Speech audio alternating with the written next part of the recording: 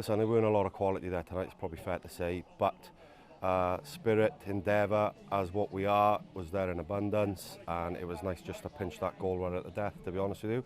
You know, we've had 5 or 6 that we should stick away, but, you know, Newtown got tired, probably the fact that they played on the weekend, we didn't, maybe contributed to that. However, you know, we probably dominated that last 35-40 minutes of the game. Probably didn't play as well as we would have hoped tonight. I think, don't know why that was, a couple of changes from us, but we didn't quite get going. But I think in the second half we started to have a bit more control, and to be fair to the lads who came on, they done really well and caused a threat, and I think Newtown started to drop, and we created some chances at the end. We've got the goal to go in front, and then we've just, old habits, lost our way a little bit. Obviously conceded the goal, which, you know, we'll say goals change games.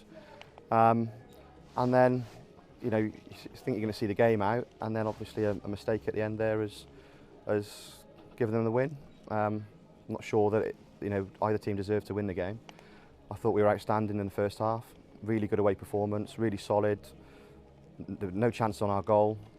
Same in at the start of the second half, 1-0 up, and then, as I say, conceded the goal, lost our way a little bit, and then there's a mistake. The sending off hasn't helped again. It's the second game in a row we've had a man sent off, and that's got to change.